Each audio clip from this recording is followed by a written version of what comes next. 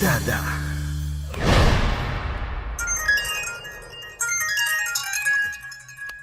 Phone घर के number से। हेलो। अपना बेटी की अंगुली देखी, मंगनी की अंगूठी तो पहना देनी, अब बियाह की तैयारी करी। हेलो हैं? हेलो हेलो हैं? हेलो। का भइल पापा? वो रिक्शा वाला हमारे घर के नंबर से फोन कर रहल बा, जाके देखो करा के। राधा, राधा। हाँ पापा। हेने आओ। घर में केहू नहीं के पापा। तकाऊ सर्वा भूत हा। तू अपन सिक्योरिटी के बड़ा डिंग मारत रहले, तोरा पूरा सिक्योरिटी के पिछवाड़ा में मूत के चल गई रिक्शा वाला। ही रिक्शा वालन के हम ना छोड़ब, ताना ताना के मोहताज कर देबू सबके। नीरव भैया गजब हो गइल बा। का भइलो? मंत्री वीरेंद्र प्रताप रिक्शा वालन पर टैक्स लगा देले बा। का बात करता रहा? ई देखा। बेटा निरहू, ये तो सरासर अन्याय बा। इतना पैसा हमनी के कहां से लाई बेटा? चिंता मत करे चाचा, पूरा शहर के रिक्शा वालन के बोल दा, मंत्री वीरेंद्र प्रताप के घर के घेराव हुई। परिवहन मंत्री मुर्दाबाद, मुर्दाबाद। परिवहन मंत्री मुर्दाबाद, मुर्दाबाद। हमसे जो टकराएगा चूर चूर हो जाएगा। हमसे जो टकराएगा चूर चूर हो जाएगा। मंत्री तेरी तानाशाही नहीं चलेगी, नहीं चलेगी। मंत्री तेरी तानाशाही नहीं चलेगी। परिवहन मंत्री मुर्दाबाद, मुर्दाबाद। परिवहन मंत्री मुर्दाबाद, मुर्दाबाद। मंत्री तेरी तानाशाही नहीं चलेगी, नहीं चलेगी। परिवहन मंत्री मुर्दाबाद, मुर्दाबाद। परिवहन मंत्री मुर्दाबाद, मुर्दाबाद। परिवहन मंत्री मुर्दाबाद, मुर्दाबाद। परिवहन मंत्री। ये है सड़क और परिवहन मंत्री वीरेंद्र प्रताप सिंह का घर। और इधर देखिए, शहर के तमाम रिक्शा वालों ने इनके घर का घेराव कर दिया है। इन रिक्शा वालों में जबरदस्त आक्रोश है। मंत्री जी ने इन रिक्शा वालों पर 10,000 का रोड टैक्स लगा दिया है। मंत्री जी के इस तानाशाही फरमान को लेकर आपका क्या कहना है? ई सरासर अत्याचार बा। अरे नया रिक्शा 10,000 का मिलेला, हम किराया के रिक्शा चलावे नी, ससुर खरीदे का औकात नहीं थे, कहाँ से भरब 10,000? रिक्शा वालों के दिलों का दर्द सुनने के बाद भी मंत्री जी अपने घर से बाहर नहीं आ रहे हैं, बल्कि अपने घर में चूहे की तरह दुबक कर बैठे हैं। अब देखना है कि ये निकम्मी सरकार रिक्शा वालों के हक में फैसला करती है या नहीं। लेकिन मंत्री जी, ये गरीब रिक्शा वाले रिक्शा चला के एक वक्त की रोटी नहीं कमा पाते, आपने इन पर टैक्स लगा दिया है, कहाँ तक जायज है? बिल्कुल जायज बा भाई। ई रिक्शा वाले सब झूठ बोलता रहे। ई एक दिन में 500 कमा ले। अरे सड़क पर चले वाला हर गाड़ी पर टैक्स लगेला, ऊपर से उनके डीजल और पेट्रोल के खर्चा। एहनी के तो वो भी नहीं ना, फिर एहनी पर टैक्स काहे न लगी?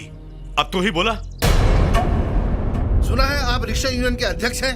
मंत्री महोदय ने जो जवाब दिया उसके बारे में आपका क्या कहना है? मोटर गाड़ी चलावे में पेट्रोल डीजल जलेला और ये रिक्शा चलावे में हमनी के खून जलेला।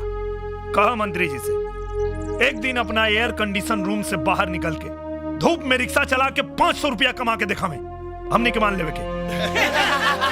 मंत्री जी ये कह रहे हैं कि एक दिन के लिए आप रिक्शा चलाइए, क्या आप चलाएंगे? ऐसन घटिया बात तो ई घटिया लोग ही सोच सकत अरे। पूरा सड़क पर गंदगी मचा के रखले बाड़े ई लोग, आए दिन ट्रैफिक जाम। अरे ई लोगन के वजह से तो दूसरे लोगन के सड़क पर चले के जगह ना होखेला। टिन टिन टिन टिन घंटी बजावत रिक्शा ऐसन दौड़ावेलन जैसे सड़क इनके बाप की होगी। इस बारे में आपका क्या कहना है? हाँ, हमनी के बापे के हई सड़किया दिखाई का कहता। काहे कि जब इनकर मोटर गाड़ी ना चलत रहे तब से रिक्शा चलेला। और बात रहल गंदगी के, तो गंदगी हमनी के रिक्शा ना, ये लोग के मोटर गाड़ी फैलावेला। ये लोग के मोटर गाड़ी से निकलल धुआं से पूरे दुनिया के हवा प्रदूषित हो गई, जौना से ओजोन परत में छेद हो गई। हमनी के रिक्शा धुआं ना छोड़ेला, ऊ तो इको फ्रेंडली है। अब आपका इस बारे में क्या कहना है? अरे ई गंदा रिक्शा वाले हमरा सुंदर देश में टाट में पैबंद की तरह बटे। हम ई रिक्शा वालन के सड़क से हटा के ही दम ले। मंत्री जी का कहना है कि आप लोगों को सड़क से हटा के दम लेंगे, आपका क्या कहना है? अरे ई का इनकर बाप हमनी के ना हटा पाई। दुनिया से एक दिन डीजल पेट्रोल गैस सब खत्म हो जाए तो इनसे पूछा तब ही का चलाइए बाबा जी के घंटा। अरे जब मोटर गाड़ी ना चली तो इनके आके हमनी के रिक्शा में बैठे के पड़ा। अरे रुका रुका, हो देखा भौजी आ गई नहीं हो। किसकी भौजी? अरे और के कर भौजी, हमरा निरहु भैया के होखे वाली दुल्हन हमनी के भौजी। सारा लफड़ा तो उनकरे खातिर होता। हऊ देखो भौजी।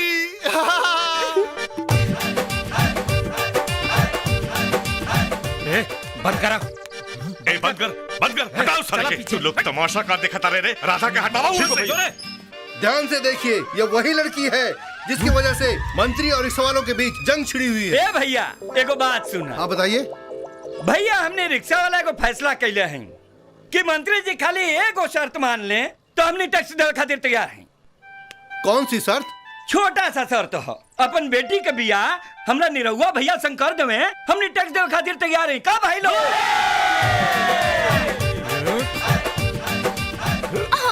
मंत्री जी ये क्या कह रहे हैं? आप एक रिक्शा वाले से अपनी बेटी की शादी करेंगे? Shut up. अभी अभी लाल बत्तियों का एक काफिला यहाँ आया है, देखते हैं कौन आया है। मामले ने बड़ा रोचक मोड़ ले लिया है। मुख्यमंत्री जी आ गए हैं, देखना है आगे क्या होता है। 6 महीने बाद चुनाव बा, आ तुम्हारी तमाशा हमरा पे भारी पड़ जाई। मुख्यमंत्री जी इस पूरे मामले में आपका क्या कहना है? हमार सरकार गरीबन के सरकार है। आई रिक्शा वालन पे टैक्स लगावल सरासर गलत है।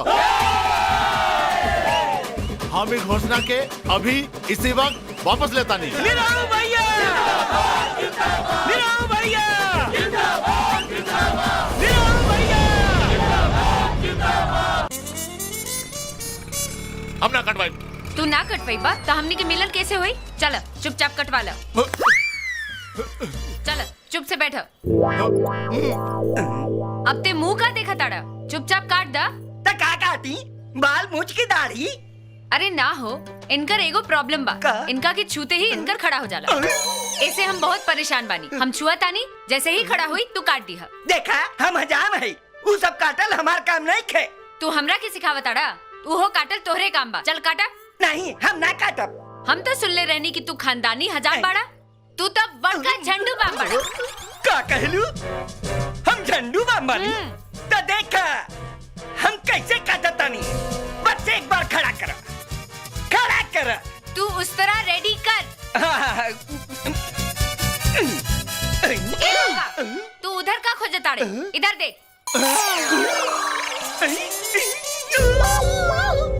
रुका।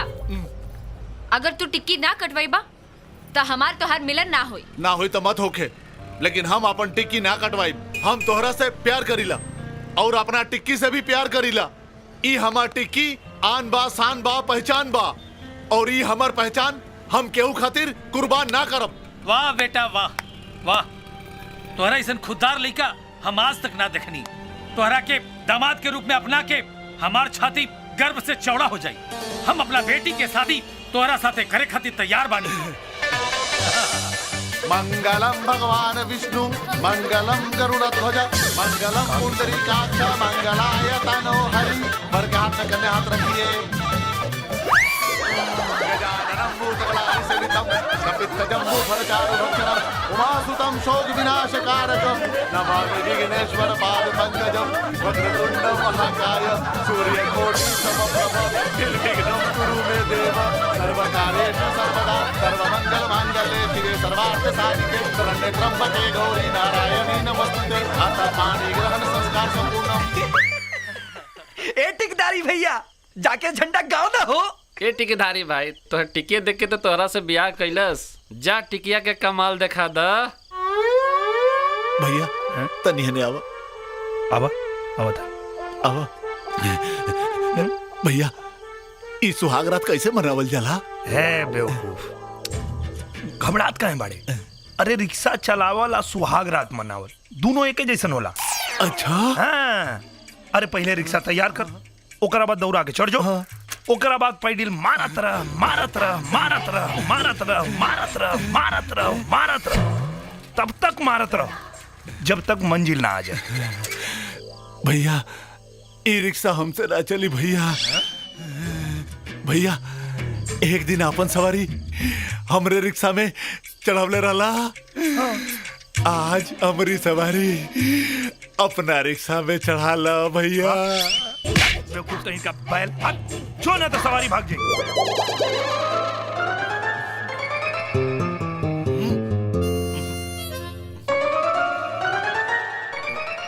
ई का करे ताड़ा? करता नहीं ना, सोचता नहीं। का सोचता नहीं? सोच रहल बानी कि ये कमरा में रिक्शा कैसे ले आई। रिक्शा रिक्शा ही कमरा में लाके का करबा? सुहागरात मनाई। सुहाग रात रिक्शा पे मनईबा? बिल्कुल मनाई।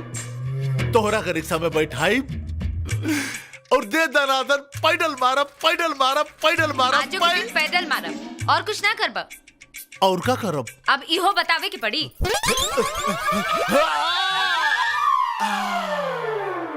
लें जी चाय। राधा के बारे में कुछ सोचता नहीं? का सोची? ओकरा शादी के बारे में। कहीं से कोनो रिश्ता आई तबे न शादी हुई भाभी। जेकरा से रिश्ता मांगा उहे मना कर देता। चाचा जी वो निरहुआ रिक्शा वाला के चक्कर में इतना बदनामी हो गई बा कि कोनो शरीफ लड़का ओकरा से शादी ना करी। एक शरीफ लड़का बा जे राधा से शादी करे खातिर तैयार बा। लड़का लंदन के बा, ओकर बाप वहाँ के उद्योगपति बा। बाप बेटा रविवार के आवत तारे, अगर राधा उनके पसंद आ जाई है तो शादी उहे दिन कर दिया जाई। पापा जी यहाँ के लफड़ा ओहनी के पता बा? ओहनी के कुछ पता नहीं खे। असुना कुछ पता चले के भी ना चाहिए। शादी का के तुरंत राधा के लंदन भेज दे। ई तो धोखा बा। कभी न कभी तो लड़का वालन के पता चली ना तो राधा की जिंदगी खराब हो जाई। का खराब हो? और अगर अब ही शादी ना भइल तो हमनी के जिंदगी खराब हो जाई। लड़का का नाम का है? जय किशन, सब जैकी कह के बुलावेलन। जैकी बेटा, जैकी, जैकी तुम पहली बार इंडिया आए हो। कैसा लग रहा है India? Great, Dad. India is great. Indian people are great. Hey, stop, stop, stop. Stop now, stop. Piche lo, piche lo. Yeah, stop, stop. Hey, Dad. What is this? ये rickshaw है। Rickshaw. First time मैंने rickshaw देखा। 1 minute, Dad. 1 minute.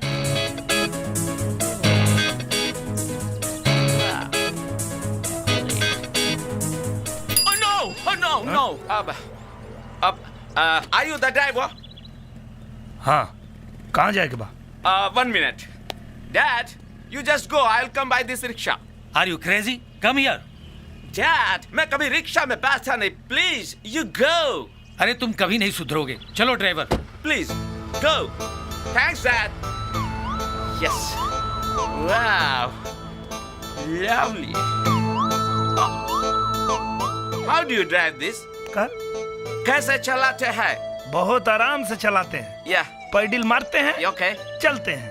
You mean like cycle, cycle, cycle? हाँ, इसको Yeah. चलाने से Okay, okay. जांघ मजबूत होता है, Thigh, टांग मजबूत होता है, legs, हाथ मजबूत होता है। hands. Can I drive this? चलावल चाहता रहा? Yes, yes. कैसे मैं इसको चला सकता है? चला सकता रहा, लेकिन Yeah, कहीं yeah. लड़ौला तो लतीबो करो। Thank you. Thank you. चलाओ। Thank you. Yes. How do you start? Start. का? Start. चांप के जोर लगावा, Yeah, yeah, स्टार्ट yeah. हो जाए। Okay. Very nice. Very nice. ए भाई, तुम कहाँ से आया है? लंदन से. लंदन से? Yes. तो लंदन से यहाँ का उखाड़ने आया है? Sorry. मतलब का करने आया है? लड़की देखने आया इंडिया. लड़की देखने? Yes. वहाँ लड़की नहीं दिखता है? दिखता है, बट वहाँ की लड़की सब कैरेक्टर लेस होता है, you know. शादी के पहले सब कुछ कर डालता है. बट इंडियन लड़की वेरी सिंपल, वर्जिन होता है. बरसीन? हाँ, वर्जिन मीन्स कुंवारी, you know. इंडियन लड़की कुंवारी में कुछ नहीं करता. शादी से पहले हस्बैंड को चुम्मा तक नहीं देता. I want to marry such a girl, you know. अरे तो ऐसा लड़की यहाँ कहाँ खोजने जा रहा है? ठाकुर वीरेंद्र प्रताप सिंह का घर, you know. ठाकुर वीरेंद्र प्रताप के घर? Yeah. उनके यहाँ कौन लड़की है? Ada. I mean Radha. हाँ? See, I am Jackie Shan.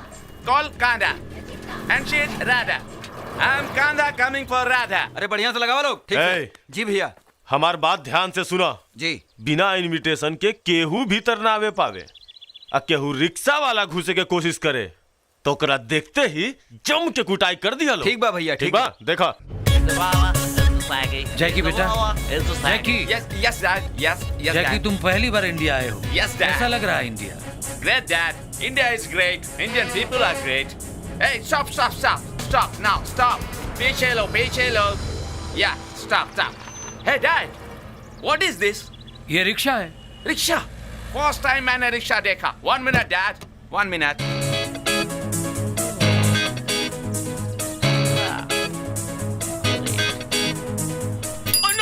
Oh no. Are you the driver? हाँ, कहाँ जाएगा बा? 1 minute. Dad, You just go. I'll come by this rickshaw. Are you crazy? Come here. Dad, मैं कभी rickshaw में बैठा नहीं। Please, you go. अरे तुम कभी नहीं सुधरोगे। चलो driver. Please, go. Thanks, Dad.